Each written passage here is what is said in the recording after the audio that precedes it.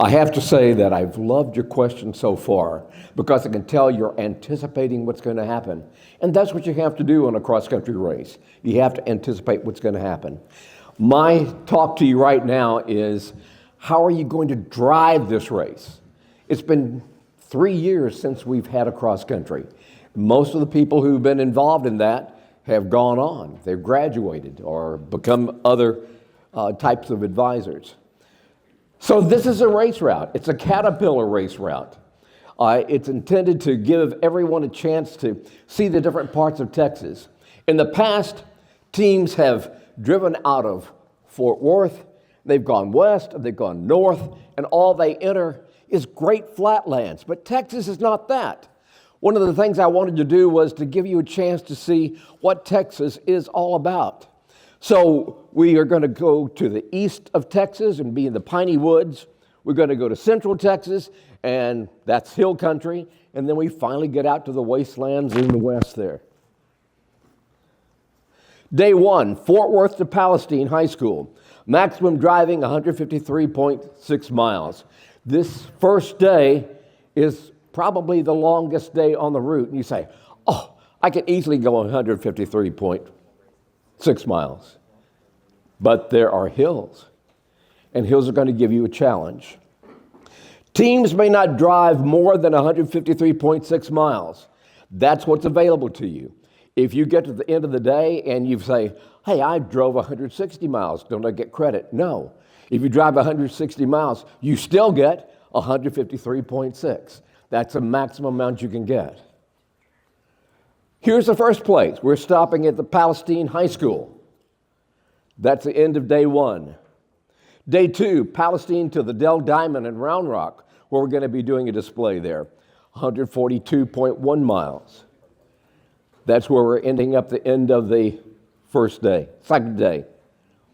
Day three, Round Rock to Marktplatz Park in Fredericksburg. Day three is intended to be a little bit lighter because we want you to get there at the park so we can do a major display. Fredericksburg is a great city, tiny little city with a wonderful history. When the Germans moved to Texas, they all flocked to Fredericksburg. And it's a wonderful community there. And between Johnson City and Fredericksburg, there must be 150 wineries and wine tasting rooms. Do not stop at those. Go on to the...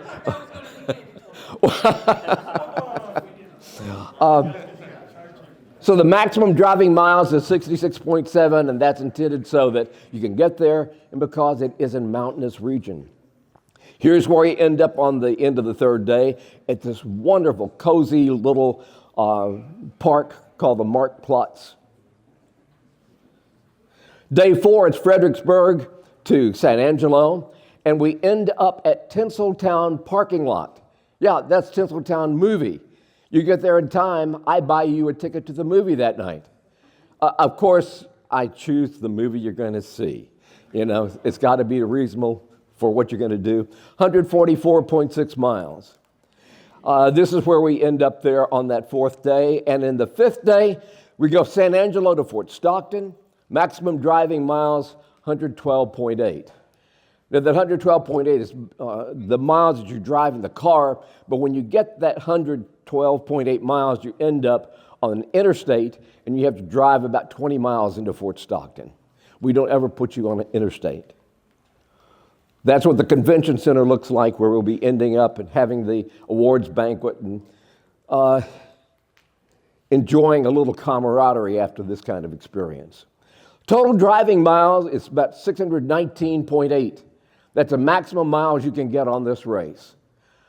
You'll drive a little bit more because there are areas that is required trailering. But for the actual miles that you're on the road, if you can get 619.8, that's a great deal. Successfully driving a cross-country race is really based on your understanding of the road ahead of you. If you take a look at the booklet, every team got 2 booklets. You will see in there, I try to create a narrative as to what's happening on the road. I do that for a couple of reasons. One, I'm providing you a basic view of what the road is ahead. Number 2, I provide indications of what's around you. So that if I say at this particular mileage you should see a school on the right, and you don't see a school on the right, you scratch your head and say, I think we're off course. It's designed to help alert you for that kind of thing. Teams need to find some kind of topographic software. This is crucial. In a cross-country race, you need to know exactly what road is ahead of you. You need to know that plan before you get there. And each morning before you start the race, go through the entire race route, know what you're going to do, know where you have to turn, know what you're going to be encountering, and decide where as a team am I going to drive? Do I want to drive the whole thing? Do I want to drive 20 miles, trailer, whatever? But if you know what's ahead of you, you can set up a strategy. If you try to guts through everything, and by that I mean you start off and you try to drive as far as you can, no matter what kind of hill in front of you, you're going to go 20 miles and be off on the side of the road, and that's your end of the day. The smart team would be like the old Mississippi or New York team. They would figure out where they want to drive.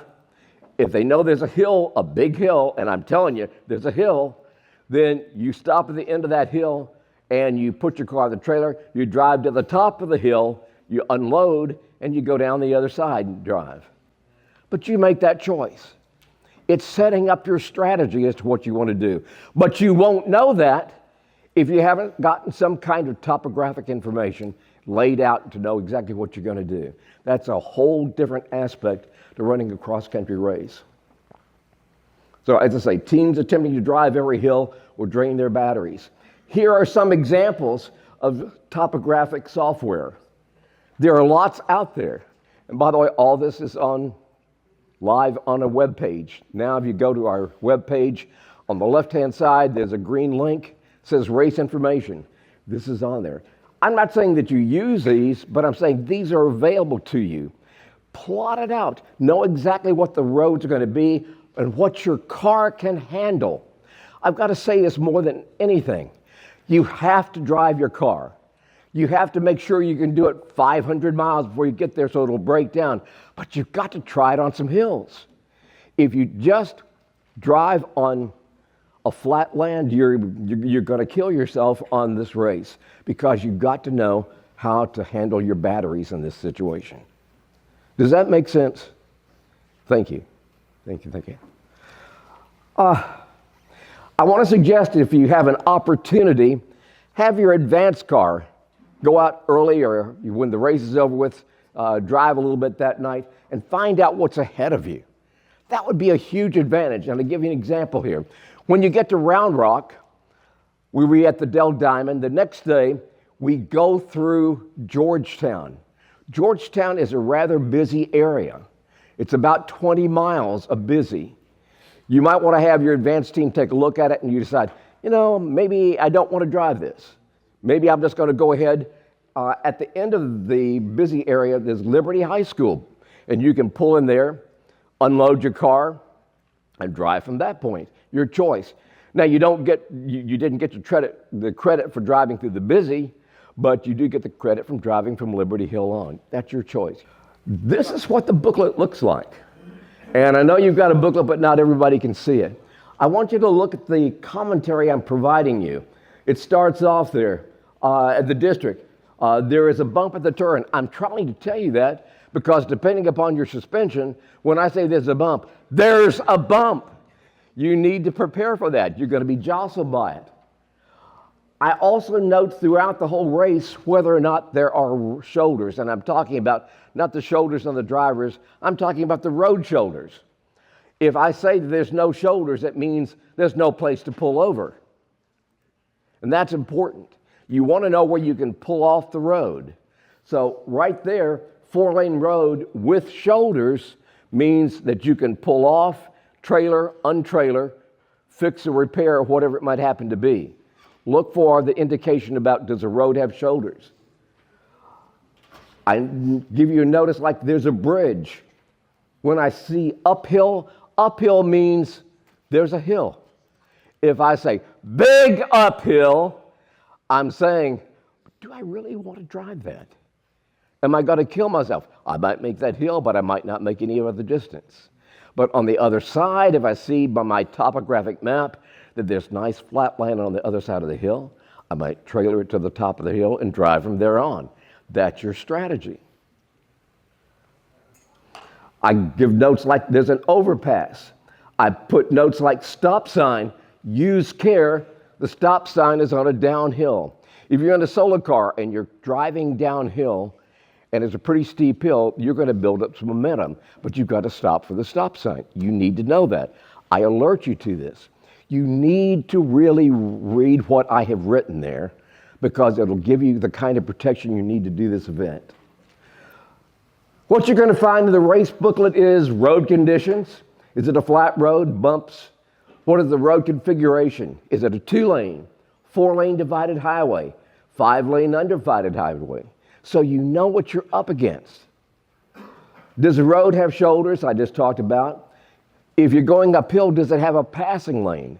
You might consider doing a mountain that you didn't want to do if it has a passing lane, because you can go slower and take 20 miles per hour and get up the hill.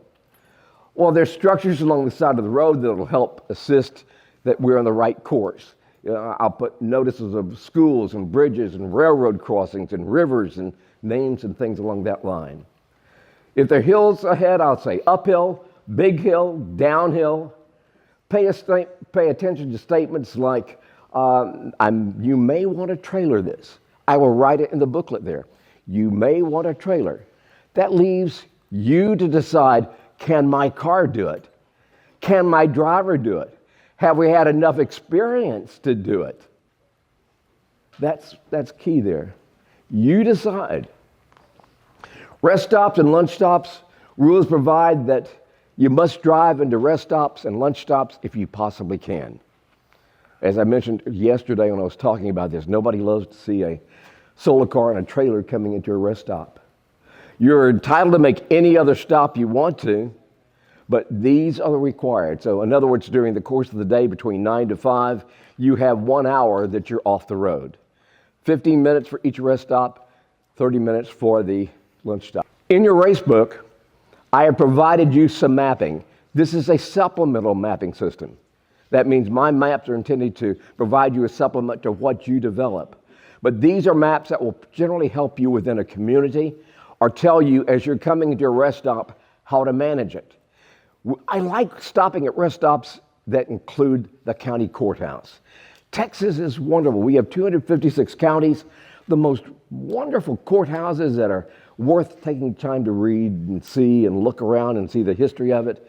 So we generally will stop around the courthouses, and these people are excited to see you.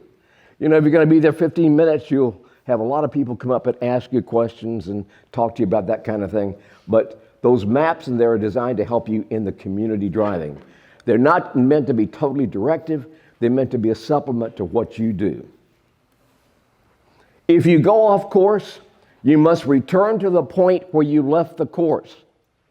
You can't say, well, okay, we're off the course here, well, I'll intersect it 10 miles down the road. No, you have to go back to where you went off the course and go from there. That way you get the mileage that we require for that day. The only thing you've lost is the time it takes you to realize I'm off course and get back there. And by the way, the judge will not inform you that you've left the course, although he might be sitting there going, giving you some kind of sign or whatever, but they're not required to tell you that you're off course. You're the ones who have to determine whether you're off course.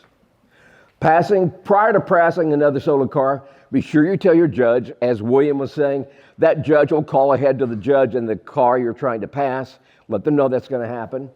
When you're ready to pass, the advanced vehicle is going to blink their lights so that they know, I'm coming, here we are. Nobody's sneaking up behind you, so everybody knows you're getting ready to pass. And remember, when you advance, you got to be kind to the car that's being passed. Why? Because do you like to be passed?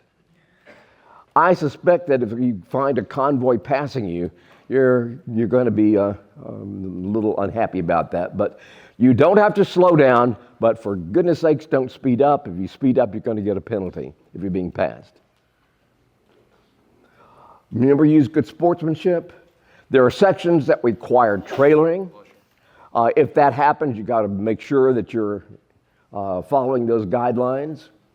Driving speed 20 miles per hour, but if at all possible, gear your car to drive faster than that. As I mentioned yesterday, people are not sympathetic to driving behind you. So if you don't want to have the sign of the Great American Eagle displayed, then please think about how fast you can drive. That 20 is just the bare minimum. So try to be able to drive faster than that. Be prepared to handle people gawking.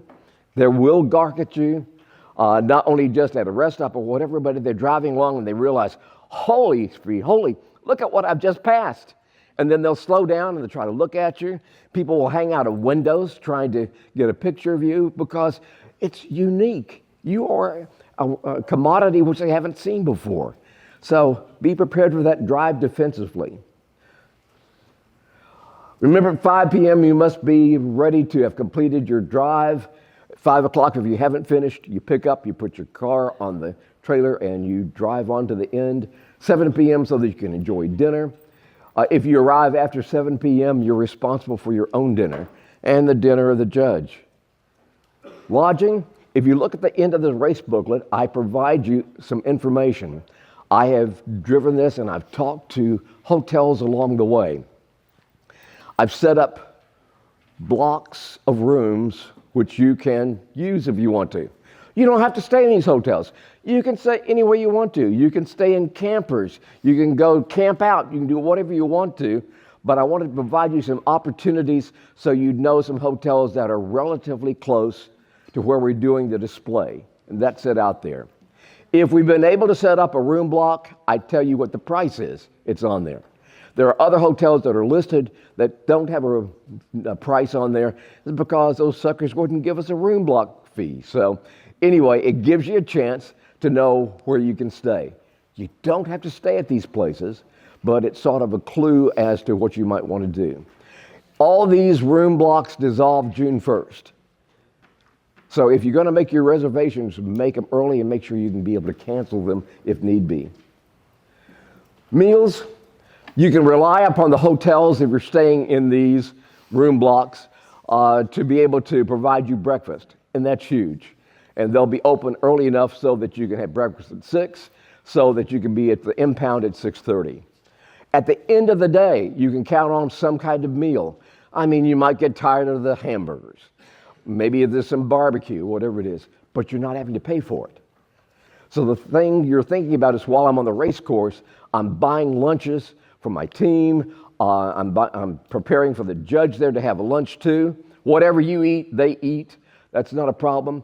You might think about, well, do I want to go out that night before and make sandwiches and take it with me so that I'm going to be sure I'm going to be able to find a meal when we do the lunch stop.